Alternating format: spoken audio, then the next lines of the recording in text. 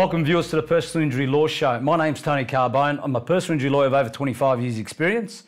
With me tonight I've got John Carancis, a work cover specialist. Hi Tony, hi viewers. And also a partner in a law firm in transport accident, Don Maffia. G'day Tony, g'day viewers. Tony, what's in the news tonight? John, viewers, there's been a lot in the news, but in particular there's this story about a crackdown on hands-free mobile phones involving P-platers. What's your take on it, John? Tony, there's two takes. It's a great idea by the Victorian state government, the Baillieu-led state government, but it's a sign of desperation on their part, isn't it, Tony? I think they're on their way out, Tony. But at the same time, great idea, because you and I driving all over the place on the roads, we see these young drivers and older drivers on their mobile phones. It's catastrophe in the making. Don, I think it should extend beyond P-platers. I think no one on the road should be entitled to use their mobile phones. Well, it is another distraction that, as we know, if you're distracted, it causes more injuries, it causes accidents and injuries. I agree with you, John, in one sense, but at the same time, I think with the introduction of mobile phone and smartphones, you've got more distractions, you've got the texts, you can even go Facebook and all that. It's just creating more risks greater in our community, which is causing, unfortunately, the road tolls to increase, more accidents on the road. I've had a lot of people I've spoken to that have said they've had a lot of close calls. Yeah. This is a great opportunity for people to get onto Twitter and Facebook just to let us know how many times they've had those close shaves without cleaning anyone up or killing someone in the process. Tony, we see it all the time. People either whilst driving on their mobile phone, texting away, or especially when they're coming up to a traffic light and it's a red traffic light and they're coming to a stop, straight away you see them on the mobile phone. Stop doing it. Isn't it a bit of pressure from society too, Dom? Because, you know, professionals in particular, you're on the road and someone's expecting you to pick up a phone because they're thinking you've got a mobile phone, why isn't he picking it up, or why isn't she picking it up? Is that part of it? That's right. Well, I think that is part of it. Now, the other thing too is just ignore it. But you're restricting it to P-platers. Don't we want the P-platers to get these experience? If I they're on the P-plates... I want everyone to be prevented from using it on the road because, quite frankly, it's a distraction for everyone. Yeah. Anyway, look, we can come back to this in the future. Yeah, I think, but if you restrict it just to P-platers, Tony, just a final thought on it, after 3 years after P-plates, can you start using their phones? And they've got no experience, so I think you're right. Extend it beyond that. I reckon just stop it outright. That's my view. That TAC advertisement, Tony, where the driver is approaching the tram stop and the girl's disembarking from the tram. That's a great TAC, because that's exactly what can occur. That's exactly right. What about this other story, booze and drugs blitz? What they're trying to do now is anyone caught drinking and at the same time on drugs is going to cop 20 penalty units, which equates to $2,800 fine under tough new laws that they want to pass. Well, again, this is part of the Baillieu-led policy shift. Now, look, again, it smacks of desperation on the part of this Liberal government, but at the same time, again, it's a great idea, Tony. You've got to be tough. I like it, Dom. What do you think? Look, I like it, and the vehicles can be impounded as well for repeat offenders, so I think it's a great thing to do. I mean, particularly repeat offenders. I mean, these people are on the road, drink driving, not caught once, caught twice, caught 3 times, they're still doing it. They've got to be penalised, Tony. Well, the thing is this is meant to pick up people that are drinking and on drugs. That's a double whammy. How can they control the car? They can't. They can't, Tony. In their own mind, they may think they are, but as we all know, we've seen the victims of these transport accidents. You're lucky to survive. OK, we're on the topic still.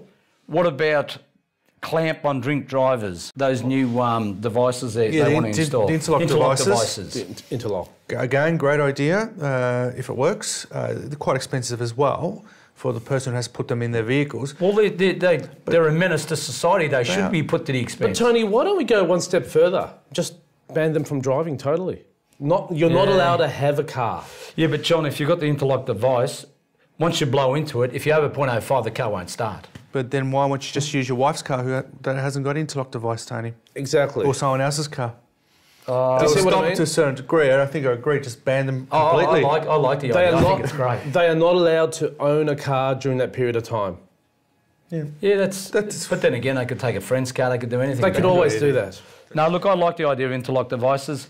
If they're people that shouldn't be on the road because they can't, control their alcohol usage or drugs. We're all agreed on that. We're all agreed on that. Just get them off the road. And if it's going to cost them money, even better still. That means they can't afford to get on the road. Exactly. All right. People are getting fined these days for not cutting their grass. They say it's a fire hazard. Whittlesea Council setting fines to 134 people since November. What's your view about that? Well, look, Tony, it can be a hazard, especially in this hot summer. We saw the fire up at the Epping area in late January.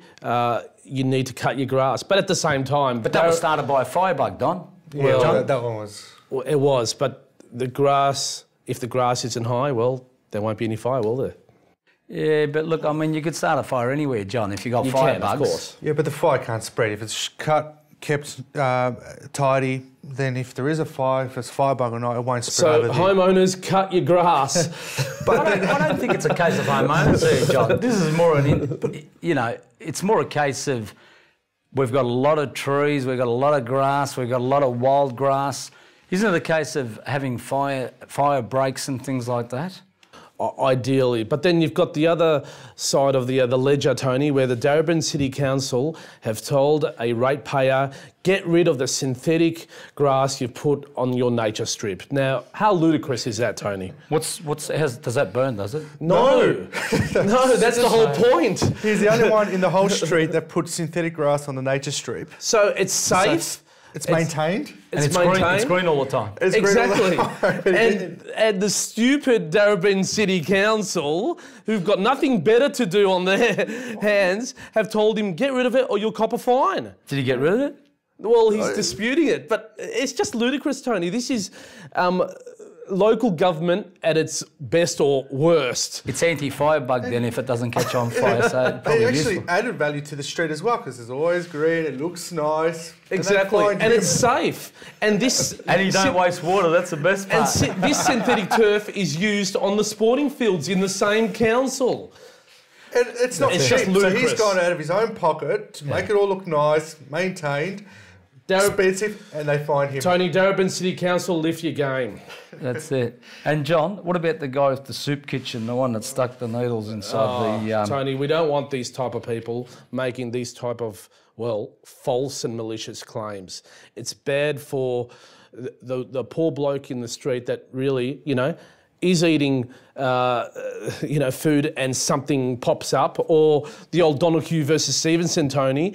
Imagine if Donahue actually put the snail in the bottle. That's another episode because they said that in the area where it happened there is no slugs, which is interesting. Oh, really? They never disputed the facts in that case. So, he's copped 3 months jail. Good. Viewers, we've got to go to a sponsors break. John, thanks for coming on board. Viewers, go to Twitter and Facebook and give us your comments about what we've discussed so far. And after the break, we've got Dr. Shane Richardson of Delta V Experts joining us, so please stay tuned.